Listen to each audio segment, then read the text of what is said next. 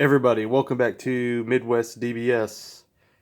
We have Dende here, an old wish leader. So what I'm going to do, at least once a month, I'm going to go over somewhat budget builds.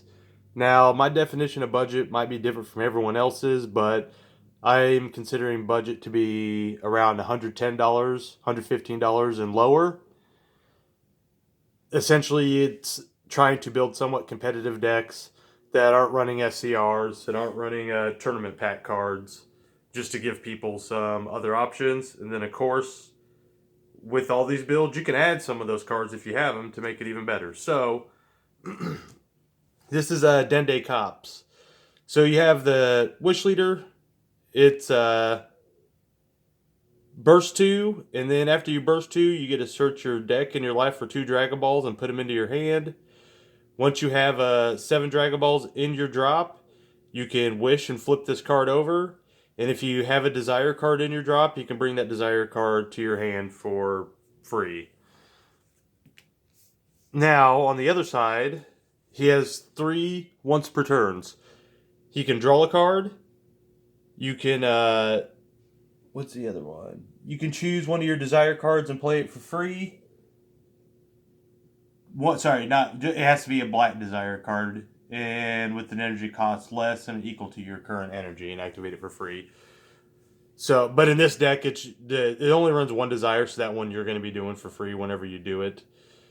Then the last one is you get to remove 7 Dragon Balls from your drop area from the game. If you do, you get to draw 2 cards and then restand 2 of your blue energy. Then if you do that last one at the end of turn, you have to flip this card back over. But usually that's not an issue because when you're doing that last effect, you are basically going for game. So, sorry. Bump table. So first off, what we're going to do is we play 7 Dragon Balls because you have to. So basically, you get to put this from your hand to your drop and draw a card. In this deck, if you get 1 or 2 Dragon Balls in your opening hand, you're going to want to keep them because you really want to flip over as quick as possible. The other good thing about Dragon Balls is when you activate on the front side to search your deck for them, if you're pulling 2 from your deck or 1 from your life, 1 from your deck or from wherever, it's just a hard +2. So it's just drawing cards, so really good. So now we're going to go through the cop engine. So we run 4 of this at first. And what you do is you play this out, search your top 7, go find a Universe 3 card, and put it in your hand. So, of course, we're going to run 4 Catoplasia. Sonic Justice, it EX evolves on top of the 1-drop for 1 energy. It's a dual attack and barrier, and has a nifty trick auto. You can negate an attack of your opponent's battle card that's 4 or less, and then you negate that skill for the turn. But a lot of times you're just pushing, you're not really using that effect often. Then, of course, you go up to the 5-drop, which EX evolves onto the 4-drop for 2. It's a critical, it's a double striker, and when you play this card, you get to draw a card, then you choose one of your opponent's battle cards and send it to its owner's warp. So it can get rid of blockers, which is really good because you don't want to run into blockers. Because this deck is just wanting to push with the Catoplasia engine as quickly as possible. Also, when you go into this one, since it doesn't have barrier, and none of these cards have deflect, but just beware of counterplays. If your opponent gets a unison down, you want to make sure you get that unison below, so you're not running into the free counterplays. And it's actually not that hard to do with this deck. And if you're on the play, a lot of times by the time they drop that unison, it's pretty much almost too late anyways. So, of course, we play 4 of Catoplasia and Envoy of Justice. This would be one of the more expensive cards in the deck. It's about $7 a piece right now. But he EX evolves on top of the 5-drop for 1. And like I said, a lot of these budget decks are running no SCRs, but this card is essentially an SCR. You do have to go up to a chain to get it. But if you read, also, it comes into play in active mode. So you can swing with your 5-drop, then play this, and this comes to play active mode.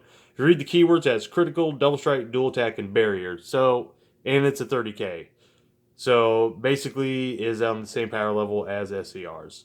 And this just pushes hard and ends games. Now we're going to go over our extra cards.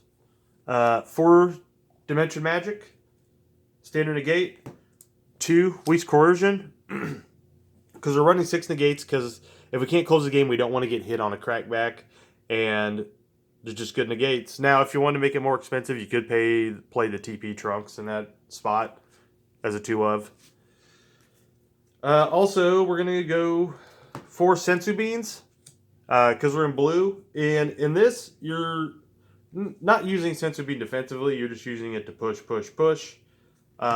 We do run 2 assemble the squad, because assemble the squad, essentially you can activate it for free if your leader's flipped over, and then you can go get a 1-drop Catoplasia or the super combo we're going to show later. Once more in the budget theme, we play 3 the beer can guy, and he's a double strike barrier for 4, and he works like a boonie. Like, you activate main, look at the top card of your opponent's deck. If it is a battle card, usually it is, he'll get 5,000 power and dual attack, so this is just another way to close the game. And like I said, this could be a boonie if you have them. We are running 4 Zeno. Zeno is your unison because, 1, it ramps you an energy ahead, and it makes it on that turn, on your turn 3, where you'll be able to be at 4 energy, and that's when you're really pushing for game, is on turn 3. You can push earlier, but Zeno allows you to do it on turn 4, and basically you're going to be at 4 energy, and this is going to allow you to retain some energy that turn. And with sensu beans, retain energy, you're going to be allowed to do a lot of plays. Go up 2 chains. You could be up 1 chain and then play beer can guy. I mean, it just has a lot of things it can do. We're running 4 Godseal trunks. Now, these are 15 apiece, so it's also pretty expensive right now, but it is pretty necessary in the deck. This is your free counterplay when you have your Zeno. So a good effect of this is when you play your Zeno, and on turns when you're going for game, for any decks playing some type of floodgate cards like Topo, this is basically your card to stop that, because it puts it directly in their hand. So it just runs really good and kind of acts as a counter essentially against those type of cards. So, and also it's just all around good against any annoying threat. Now, super combos, we're running a 2-2 split. We're running 2 Great Saiyan Man, which is your Sparkling 5, which is what you're going to want, and 2 Zeno Edge of Space. I run Zeno Edge of Space because your Desire can grab it too. You can grab the 1-drop Catoplasia or this, and it has some really neat tricks you can do if you need to be defensively. Because if you're at 5 or less life, just for example, during your opponent's turn, if you super combo with Zeno Edge of Space, what you get to do is take, you basically get to flip a card from your hand and a card in your energy. So, for instance, let's say, I guess it doesn't matter what is, let's just say this is in your energy, and you use it, it's tapped. So, defensively, you can combo this. Sorry, we're going to say this is in our energy. Defensively, you could, any negate, you can combo this to bring this into play, and it does get to come into play in active mode. I believe, if I'm wrong, you can challenge me on that, but the way the card reads, you just get to swipe 1 and play an energy. And then you get to bring back like a negate, and then you have a negate open to be defensive. So just little tricks you can do this. And when you play it out, you get to draw a card. So if you search it with your Desire and this comes into play, you draw a card, or if you just play it for 1, then you get to draw a card. Really, that's all I got for you guys on this budget deck.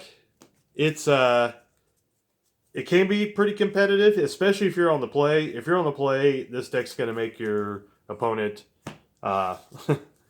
it's going to be very annoying for them to deal with, because a lot of times you're able to push so hard, you can knock down Unison, so you're not running into free counterplays or just pressure life.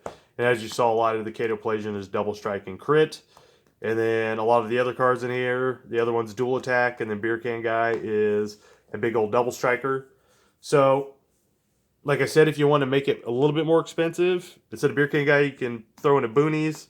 Instead of Weast Coercion, you can throw in TP Trunks. And then, of course, you can throw in, if you have a Baby Hatch, throw that in as well, because that's really good. But going forward, at least twice a month we're going to do a budget deck, so it'll be around $115 and below. So that's all I got for you. So if you like what we're doing here, like, hit subscribe, and we'll see you next time.